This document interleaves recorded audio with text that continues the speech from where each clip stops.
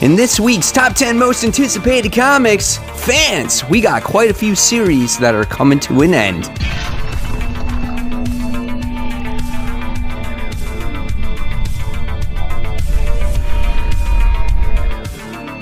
Hey, all my webheads out there, welcome back to Comic Book Corner 2.0, and fans, I am your host, Mike Spider Slayer, getting ready to bring you the top 10 most anticipated comic books. Fans, this is for October 28th, 2020. That's right, fans, it's never too early to start that pull list for next week, and hopefully this list helps you make decisions on what comic books to buy. And fans, at any time, if you want to become a member of Comic Book Corner 2.0, please go onto my home screen and hit that join button right there, as it gives the extra support needed for this channel to keep on running. And guys, thank you all so much for your support and watching and commenting and taking the time out of your day to watch this channel. So without further ado, guys, let's get started with this week's top 10 most anticipated. Kicking it off with the hot seat. So this book I'm truly on the fence about. I thought it's an interesting book, interesting premise, but I don't know if I'm in it for the long haul. And this one is The Department of Truth. This is issue 2. This is the book where it's all about conspiracy theories, and if you believe in it enough, these things could actually happen, okay? And we got to learn about an FBI agent by the name of Cole Turner, who was recruited to actually see if we can stop these believers of these conspiracists. It was an interesting premise. The artwork is kind of foggy to make you believe, like, we don't know if this is real or if this is truth. And you know, it's interesting, but it's something that I don't know if I'm in it for the long haul. Even though, like, I understand the premise of that artwork, it's not my style of art. So I'm still on the fence if I'm going to actually buy this book or not. But again, it's very different, and this one is done by James Tynion IV. All right, next, officially kicking off the countdown, we're going to kick it off with number 10 with one of the books that are ending from DC Comics, and this is Batgirl, the final issue, giant-sized issue 50. That's right, guys. This is the aftermath of the Joker War, and Barbara must make a decision. Is, you know, Gotham worth saving anymore? And if she wants to continue, her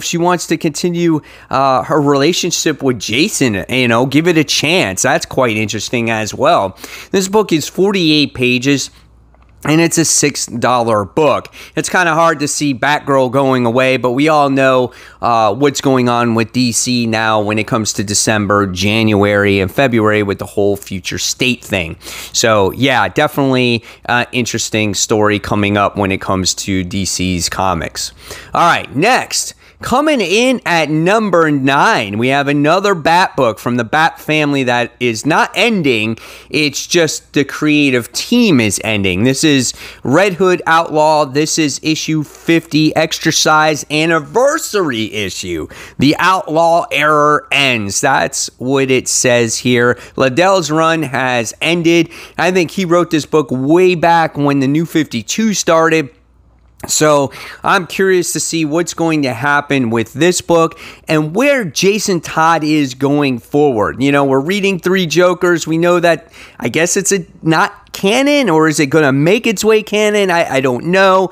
There's a lot of things going on with what happened in the Joker War and just all kinds of different things, I guess, that you can explore with Jason Todd and whatnot. But you know, he's had Arsenal, he's had Starfire, then he's had Artemis, and then he's had Bizarro. So where is it going to go from here? So I will jump back on board with this book to see what the new creative team has to offer. Same thing, it's an anniversary issue, it's 48 pages, and it's $6. All right, next, coming in at number 8, we have Strange Academy. This is issue 4. Now, this is a fun book when it comes to Scotty Young and Roberto Ramos, but my thing about this book is that there's a lot of characters and it's hard to give them all that panel time.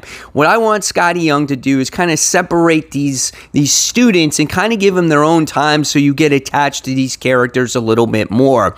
The last story had them going on this field trip in New Orleans, and it kind of went wrong, and now this time it looks like they're going to be playing a game of tag. So I'm interested to see, like, what is the goal here for Scotty Young?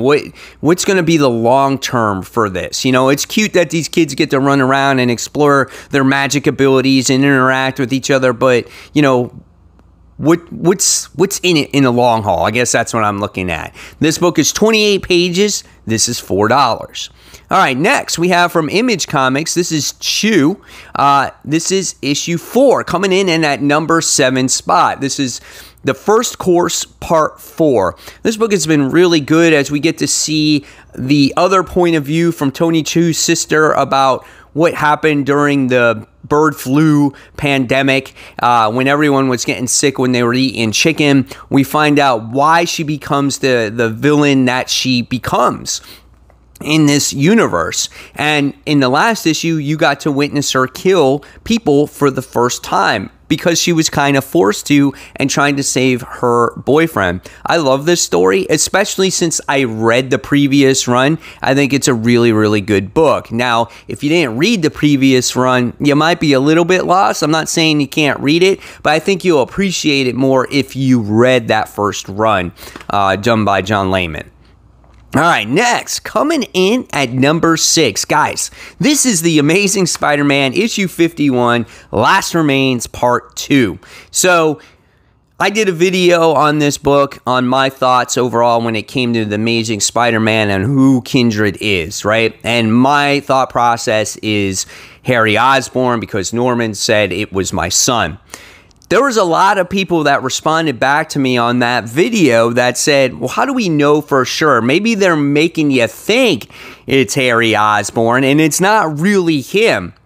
And there's other twists and turns because supposedly Nick Spencer was interviewed, okay, and there's a lot of different things that are going to happen when it comes to this. It's not going to be so cut and dry. It's not going to be right in front of your face. So we'll see what happens. I'm keeping my fingers crossed still for something different when it comes to this book. So we'll see what happens with it. This is The Amazing Spider-Man, issue 51, 36 pages, $4.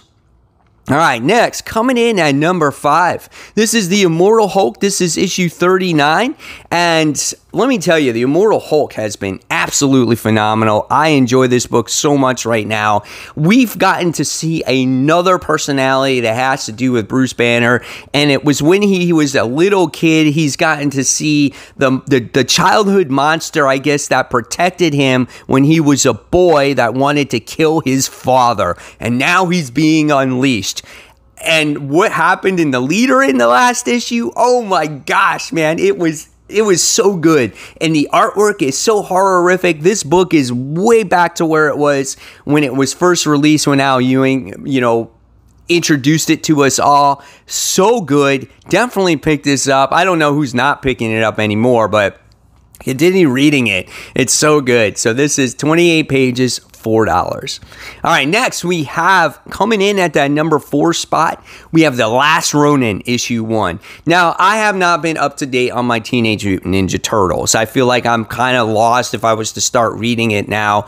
But this is a story that I want to read, okay? This is a turtle, where you don't know who it is, who lost all his family members, right? And he's just trying to roam the earth to figure out what is going on. And this has a lot of hope. It's got a lot of hype, when it comes to this book. And now I found out, based off of other YouTubers out there in the comic book community, that this has a low print run. So I'm hoping that I can get my copy. I did put this order in before the final cutoff to make sure I get myself a copy. So I'm looking forward to this book. Can't wait for it. So Last Ronin, issue 1, 48 pages, $9 book. There's some pricey books this week, guys. All right, coming in at number 3, we have Suicide Squad, issue 10, another final issue. That's right, guys. We found out in the last issue that it looks like that Deadshot wound up getting shot in the head, flying out a window, and it looks like he's going to die. So what happens? I don't know. Ted Kord, Blue Beetle, behind all this crazy mayhem that is going on. It's hard to believe that Tom Taylor has to end this series at such a pivotal point, but it's been a great ride. Hopefully he comes back sometime in the future when it comes to Suicide Squad and reintroduces these characters again and writes this title again, because I really thought that Suicide Squad was definitely going somewhere. If you have been reading this run, finish it up. It's 32 pages and it's $4. All right, next, coming in at number 2. I think we're at number 2. Yeah, number 2. This is Exos Swords, Chapter 11. I'm really enjoying Exos Swords. I think it's a phenomenal story. And the chapter format is working. And some stories are better than others. But I love the most recent issues that I read when it comes to the whole Cable situation, and then we wind up getting Cypher, training with Ileana to become worthy enough to fight in the battle in the future. Just really great overall story, and I love how all these characters are getting their swords and leading up to this huge battle that's going to happen. I think it's been a well-crafted story, and it looks like that these writers have been in contact with each other on what to write, So this is worth the pick up, and this is 44 pages. This is $5, so this is a bigger book. All right, and last but not least, coming in at number 1, Webheads. It's the final issue of Batman 3 Jokers. This is issue 3, written by Jeff Johns. I love this book. I think it's so phenomenally well drawn and well written, and my only criticism here is, how is this going to end in one issue? Because there's so many questions that need to be answered, right? And what's going to happen, again, going back to Jason Todd, what's going to happen with Jason Todd? What's going to happen to these 3 Jokers? Are there 3, are these Jokers clones? Were they made up in that swimming pool? Are they looking to replace that 3rd Joker with Jason? Like, what's going to happen to the Bat family? There's just so much that has to be answered in one issue. And this is a story where I would have loved to see expanded, maybe just a couple more issues, right? But man, such a great book.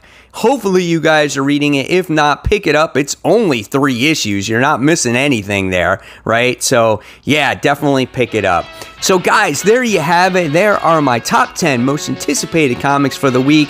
Hopefully you enjoyed it. Tell me what your most anticipated comics are of the week in the comments below. And if you like this video, there's more content right here for you. And until next time, Webheads, this is Mike SpiderSlayer signing off.